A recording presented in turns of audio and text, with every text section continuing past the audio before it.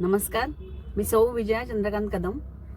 सर्वप्रथम मी एक सांगू इच्छिते की आजच पनवेल महानगरपालिकेची आज आचारसंहिता जाहीर झालेली आहे आणि एक नागरिकांच्या आग्रहाखातर आणि लोकांच्या मागणीनुसार मी प्रभाग 8 मधून आपल्याकडे एक निवडणूक लढवण्यासाठी इच्छुक आहे. आणि नक्कीच मी प्रभाग 8 मधून जी मागणी केलेली नागरिकांनी त्या उमेदवारीसाठी मी नक्कीच न्याय देईल आपल्या मागणीला.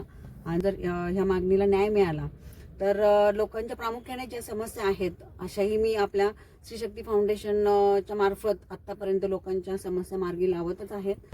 आपल्या मतदार बंधू आणि भगिनींच्या आग्रहास्तव ही निवडणूक लढवण्याचं मी आज हे धाडस करत आहे.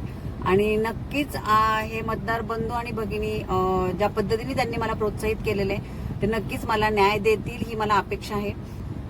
त्या प्रामुख्याने नगरसेवक पदावर आपण ज्या वेळेला असतो त्यावेळेला एक लोकांचा लोकप्रतिनिधी म्हणून जे लोकांच्या ज्या मागणी आहेत त्यांच्या नागरी समस्या म्हणा किंवा महिलांच्या समस्या तर त्या सोडवल्या गेल्या पाहिजेत. पण बहुतेक वेळेला अशा काही गोष्टी होतात की त्या प्रामुख्याने सोडवल्या जात नाही. पण आपल्या नागरी समस्या शैक्षणिक दृष्ट्या सुरक्षेच्या दृष्टीने जे काही कामं असतील त्या कामांना मी नक्कीच न्याय देईल.